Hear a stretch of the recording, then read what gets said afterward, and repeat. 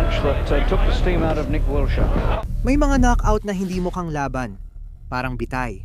Mga suntok na sobrang brutal, sobrang matindi na sa isang saglit. Walang nakakaalam kung buhay pa ang kalaban.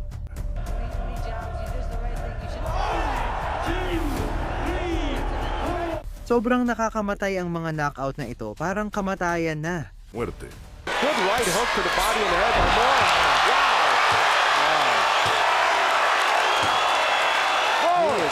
Noong Agosto 2013 umakyat si Deontay Wilder sa ring para patunayan ang bansag na The Bronze Bomber. Nasa harap niya si Sergey Liakovic, veteranong dating world champion at mahusay na teknisyan, pero malapit nang maranasan ang pinakakinatatakutan niyang sandali sa karera. Simula pa lang, tinarget siya ni Wilder mula sa malayo, sinusukat bawat galaw, at hinahanap ang puwang para sa malakas niyang kanang kamao. It's always a concern for me. Still a veteran and team. Came in 2008. 6 Olympics for his home world champion from Belarus. An amateur in Belarus. And his third trainer in as many fights, but Nilapit ni Liakovic ang distansya at umatake. Pero tinamaan siya agad ni Wilder ng perpektong kanang suntok sa mukha. left hand shown by Wilder. There's a right hand, drives Liakovic into the ropes. Down he goes. Sobrang linis ng suntok, parang naputol ang katawan ni Liakovic sa ere. Bumagsak siya paatras na naninigas ang mga kalamnan. Nakaunat ang mga braso at sa isang sandali, parang nawala ng buhay ang kanyang katawan. Noong gabing iyon, hindi lang knockout ang nakuha ni Wilder. Pinatunayan din ng lakas niya na kayang burahin ang hangganan ng boxing at trahedya. Noong 2002 nais ni Michael Moorer patunayan na may lakas pa ang kanyang kamao. Nasa harap niya si Clip Cowser, matibay na boksingero na ginagaya si Mike Tyson. Noong gabing iyon, ang tapang niya ang nagtulak sa kanya sa panganib. Nagsimula ang laban sa mga tensyonadong palitan. Agresibong sumusugod si Cowser, nagpapakawala ng malalawak na hook, habang si Moorer ay kalmadong nagmamasid. Hinihintay ang tamang pagkakataon. So Michael Moore can fight again. Going up against somebody like Cowser could be the ring with no robe, becomes a ring with... You know, he looks so much like Tyson. They're really very popular. Pretty much stationary, and Michael Moore is throwing to the body. Now Moore within at about 240 or 242. So Pagdating ng sandaling iyon, agad natapos ang lahat. Nagpakawala si Moorer ng maikli at eksaktong kanang suntok na agad nagpabagsak sa kalaban. back to third, he's crazy. Moore does. Good right hook to the body and the head by Moore. Wow! He is out. Bumagsak si Cowser sa sahig, wala ng buhay at nakatitig sa kawalan. Isang suntok lang, naging nakakakilabot ang gabi. Taong 1975 noon, at ang batang Pipino Cuevas ay nagsisimula palang buuin ang kanyang pangalan sa boxing sa Mexico. Kaharap niya si Herman Montes, isang malakas at matibay na boksingero na di alintana ang suntok. Walang nakaakala na ang gabing iyon ang magiging isa sa pinakanakakatakot na simula ng karera ni Cuevas. Mula sa unang round, pareho silang sumugod ng walang takot. Umatake si Cuevas gamit ang karaniwan niyang agresibong estilo, pinipilit at hinahanap ang knockout. Hindi umatras si Montes, matiyaga siyang naghintay. Paciente. Los dos con potencia de... Y luego la derecha. Llegando los dos, pero Montes también está conectando.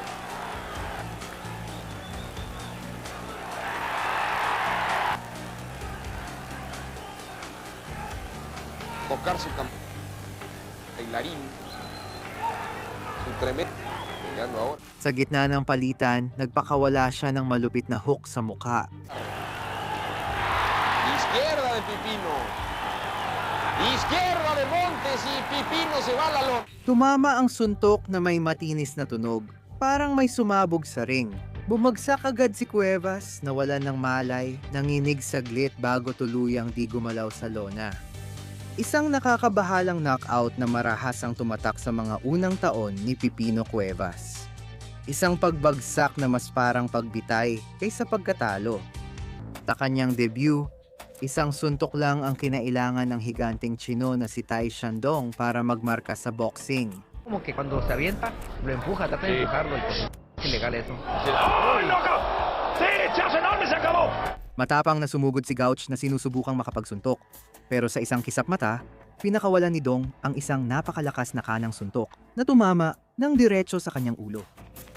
Agad na bumagsak ang katawan ni Gouch. Tumihaya siya na tuwid ang mga binti at nakabuka ang mga braso. Tuluyang nawala ng malay. Tahimik ang mga manonood habang pinagmamasdan si Gouch na hindi gumagalaw sa lona.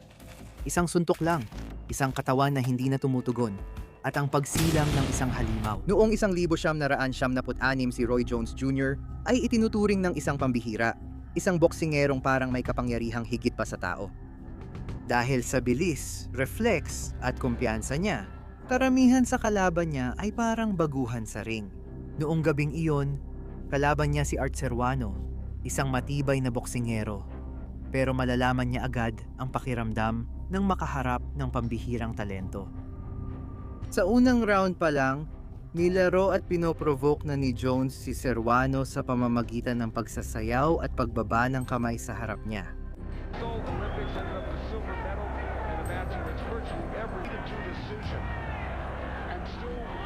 Isa itong palabas, pero may malulupit na kahihinatnan.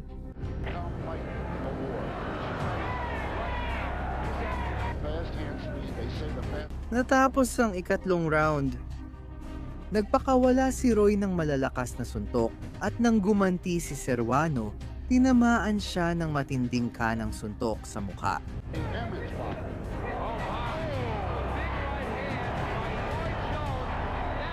Nanigas si Ceruano parang naparalisa sa ere ng ilang sandali. Bago siya bumagsak, nakuha ng kamera ang nakakakilabot na detalye.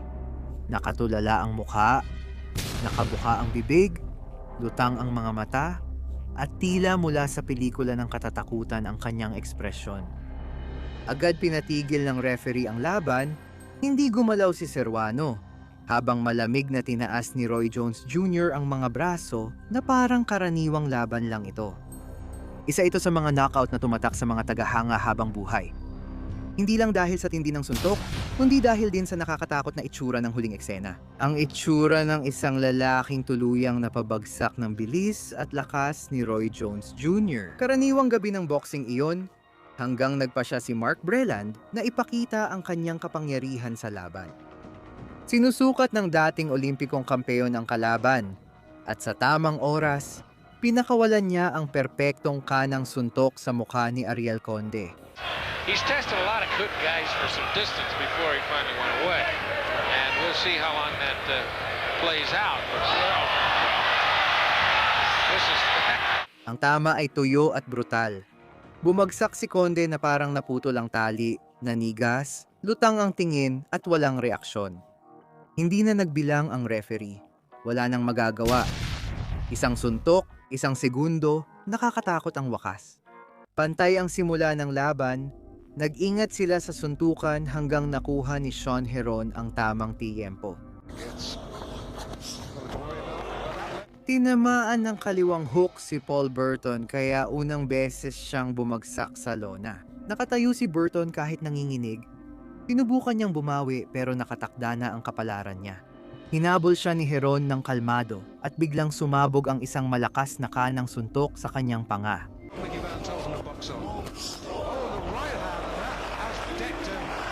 Agad na bumagsak si Burton, ang kanyang katawan ay nanginginig sa mga pangingisay sa ibabaw ng lona habang dali-daling lumapit ang referee para tulungan siya.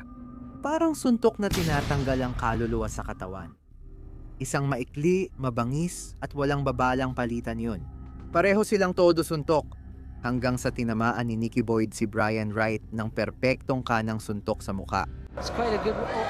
He's boxing better. He's moving in and out now, taking the initiative away from Nick Boyd. It's a bit of a seesaw round. I mean, getting on top. A bit of a seesaw job. Oh, what a right hand! Look at that. Maalinsunod ang tama kaya agad bumagsak ang katawan ni Wright. Natiklop ang mga binti at nawala ng malay bago pa tumama sa sahig. Agad lumapit ang referee pero hindi gumagalaw si Wright. Ganap na pagbagsak ito. Katawang walang galaw, suntok na parang kamatayan ng bigat. Pantay ang laban hanggang sa natagpuan ni Adi Luis ang butas na magbabago ng lahat. Sa mabilis na palitan, Tumama agad ang malakas na kanang hook ni Adi Lewis kay Chip O'Neal kaya bumagsak siya.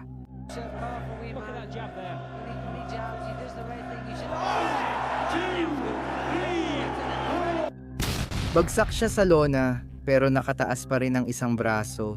Di gumagalaw. Parang na-freeze sa lakas ng tama. Sa gitna ng depensa, hindi agad nakareact ang mga manonood. Nakakagulat ang eksena. Isang suntok, nakabitin ng braso, at tahimik na mas makapangyarihan pa sa sigaw. Noong Marso 8, 2013 sa Las Vegas, naglaban ang walang talong Dominikano na si Javier Elabejon Fortuna at Mexicanong si Miguel Zamudio. Si Fortuna, mabilis at eksplosibo, agad nagpakawala ng sunod-sunod na suntok at kaliwang hook na muntik nang nagpabagsak sa kanya.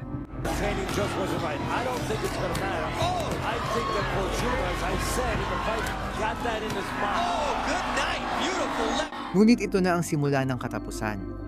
Sa mabilisang palitan, muling bumato si Fortuna ng malakas na kaliwang hook sa panga. Not only Mexico, but his Fortuna is all over the Fortuna has to do now. Oh, that really sets up the power punch itself. Agad bumagsak si Zamudio, nakatihaya, walang malay, at naninigas ang katawan. Napatigil ang manonood nang pumasok ang mga doktor sa ring para tumulong. Isang nakakakilabot na knockout, isang suntok lang ang nagtapos agad sa laban. Pinatunayan ni Fortuna na kaya niyang magpakawala ng purong dinamita. Sa unang round pa lang, kitang walang pag-iingat ang dalawa. Agresibong umatake si David Rell gamit ang mabibigat na kombinasyon, habang si Simon Brown ay sumasagot ng eksaktong counterpunch para ipakita ang kanyang karanasan.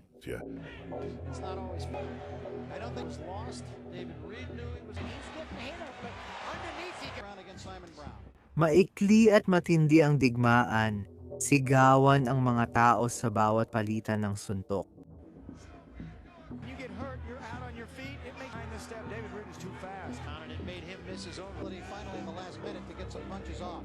Sa ika-4 na round, nag-iba ang laban.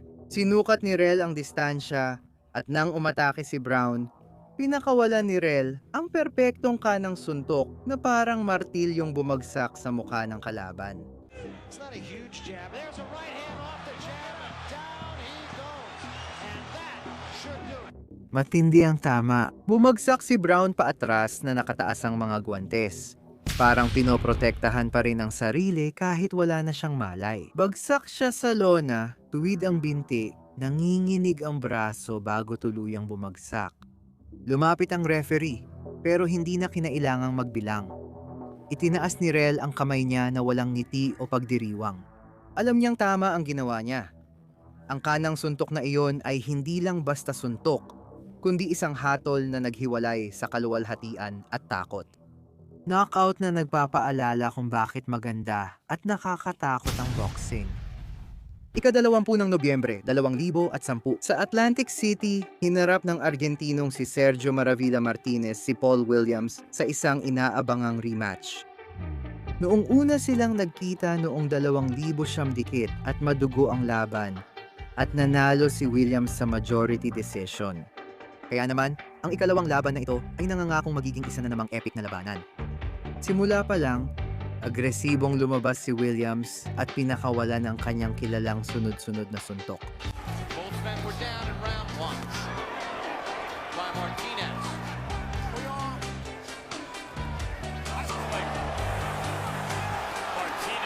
Si Martinez ay kalmado, gamit ang mababang depensa na nagpapakita ng kumpiyansa at peligro, hinihintay ang tamang oras para umatake.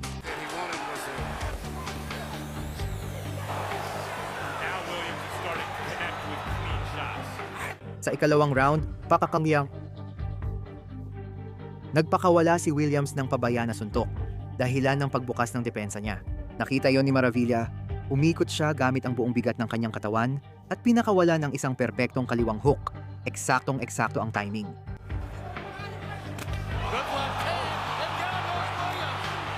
Bomba!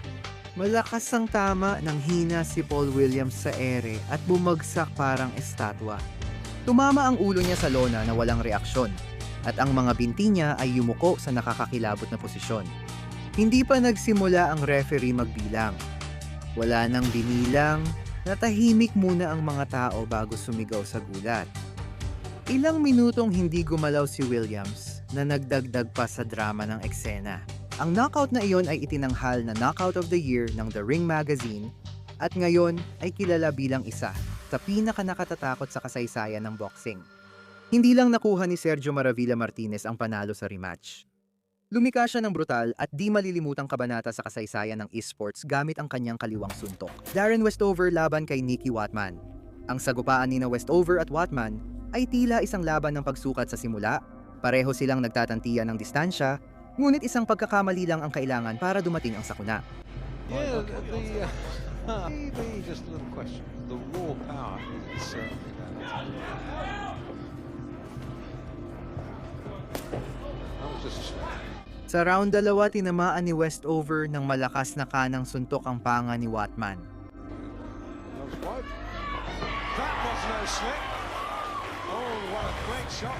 Sobrang lakas ng tama kaya bumagsak si Watman sa sahig na parang naninigas at nagkakumbulsyon. Nanginginig ang kanyang mga binti at katawan dahil sa di sinasadyang pangingisay. Habang walang malay sa lona, natigilan ang mga manonood. Hindi lang ito basta knockout, ito ay isang nakakatakot na tanawin. Ang purong karahasan ng boxing, ipinakita sa pinakahubad at nakakabahalang anyo nito. Hindi na kinailangan ni Westover ng isa pang suntok dahil nawalan na ng malay ang kalaban. Dikit ang laban, parehong ayaw magpatalo. Nagpapalitan ng malalakas na suntok sina Jimmy Cable at John Langol, kapwa naghihintay ng pagkakamali ng kalaban habang tumitindi ang tensyon. But has shown quite a fair... Jimmy Cable, night for Jimmy. He should have been fighting the holder, Prince Rodney, for the championship of nowhere. Pro fights in the United Kingdom. Sa ikatlong round, nagsimulang paliitin ni Jimmy Cable ang distansya. Matatag ang mga hakbang at matalim ang tingin. Unti-unti niyang itinulak si John Langol papunta sa lubid. Alam ng manonood na may mangyayari. And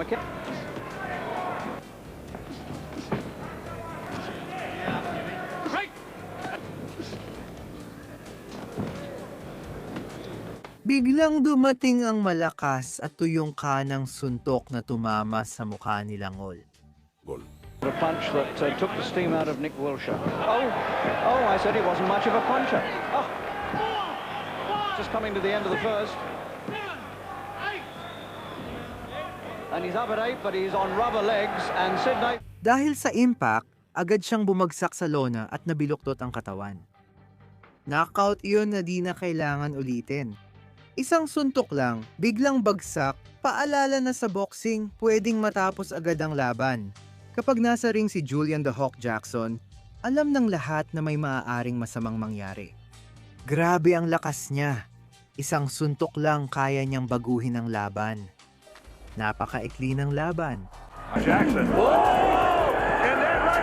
Noong gabing iyon, nakita ni Dennis Milton ang kapangyarihan sa dalisay nitong anyo.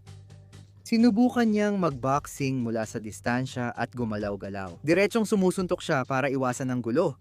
Pero hindi puntos gusto ni Jackson.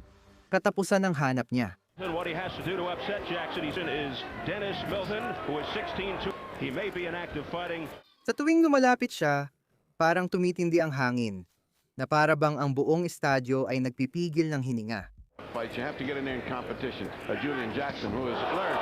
And looking to air it out here in the very first round. TKO over Pat Brennan. Biglang nagpakawala si Julian Jackson ng malakas at mabilis na kanang suntok na halos hindi nakita. And down goes Milton. Agad ang naging epekto. Bumagsak si Milton na parang may nagpatay ng kanyang ilaw. Bumagsak ang kanyang katawan paatras na walang kontrol, nakaunat ang mga braso, naninigas ang mga kalamnan, at hindi gumagalaw ang mga binti. Yumuko ang referee kay Milton na di gumalaw habang pumunta si Jackson sa sulok niya. Isa yon sa mga knockout na nagmarka ng panahon. Isang brutal na suntok na hindi lang nagtapos ng laban, kundi nagbigay kahulugan sa lakas sa boxing. Muling pinatunayan ni Julian Jackson kung bakit ang pangalan niya ay nagbibigay pa rin ng kilabot tuwing binabanggit. John Lembo versus Wasim Ceylan. Sa amateur na laban sa South Africa, kitang-kita na si Wasim Ceylan ay hindi basta-basta, seryoso siya. Ahí para jugar.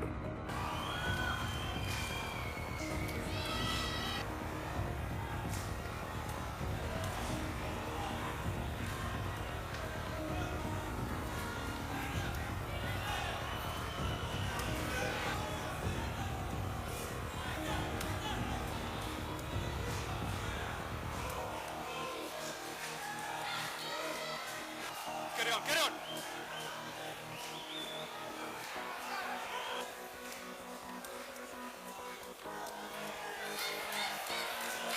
Sa tindi ng palitan, tinamaan ni Lembo ng malakas na suntok kaya napayuko siya at bumagsak sa sahig.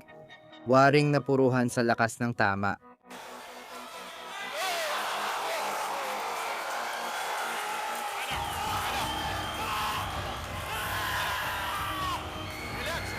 Isang matindi at hindi malilimutang eksena.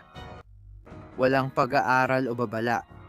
Kampana lumapit sa harap, isang kanan mula kay Eubank at bumagsak sa lona ang Brazilian. Mas matagal na unawaan ng tao ang nangyari kaysa sa tagal ng laban. His corner.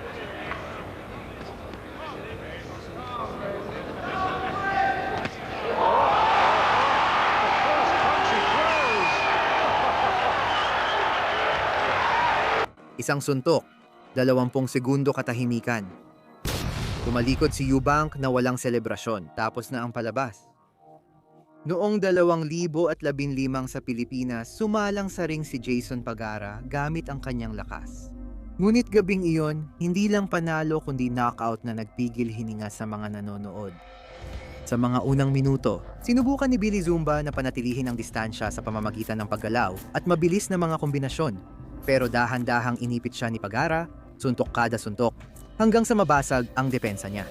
Little bit more combinations and He's solid. They are fighters talaga. Zumba lost his last fight. Dati parang big as much as they used to. Yeah, Good combination. they do a lot in the ring. Now you can see chance. Pagkatapos, bigla siyang sumuntok ng maikli at perpektong kanang suntok sa mukha. Perfecto. Pagara has to show his maturity by not getting upset. Nakakatakot ang tama. Bumagsak si Zumba na matigas ang katawan, tumama ang ulo sa lona at nanginginig ang binti niya. Nilapitan agad ng referee siya habang natahimik ang lahat, di alam kung magdiwang o mag-alala. Ilang segundong hindi gumalaw si Zumba at natahimik ang buong estadyo. Si Jason Pagara, sa halip na magdiwang, maingat na tinaas ang kamay, batid ang lakas ng kanyang suntok. Sobrang tindi ng knockout na yon kaya tinawag ito ng media na isa sa pinaka-nakakatakot na pagbagsak sa Asia. Ang klase ng pagtatapos na nagpapaalala na sa boxing, minsan isang kanan lang ay parang kamatayan. Jasim Rahman versus Oleg. Ang laban ay totoong digmaan. Mula unang round, pareho silang nagpapalitan ng malalakas na suntok at walang umaatras. Rahman trying to pound with Maske up with a left hook. Maske set up with their weight on the back. 7 rounds and 9 rounds. Si Rahman, gamit ang lakas bilang kampeyon, nagpapakita ng respeto sa suntok at kombinasyon. Si Maskaev, malamig at kalkulado, naghihintay ng tamang pagkakataon para makakontra.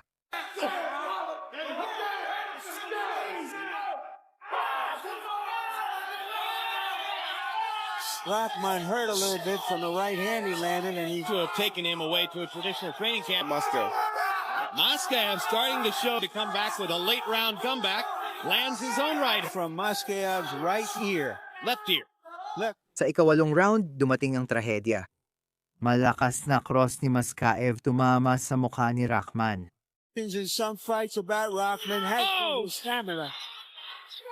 Right hand. Nawalan agad ng malay ang kampeon at tumilapon palabas ng ring na parang sirang manika. Napakabigat ng eksena kaya't sandaling natahimik ang buong arena. Isang kampeon sa buong mundo ang napalabas ng ring dahil sa tindi ng isang suntok, Isa ito sa mga pinaka-nakakatakot na knockout sa kasaysayan ng heavyweight. Noong Hunyo 1971, muling nagharap sina Mike Tyson at Donovan Razor Ruddock para tapusin ang kanilang mainit na tunggalian. Pareho nilang ipinangako ang matinding laban at nagpalitan sila ng malalakas na suntok sa 2 round.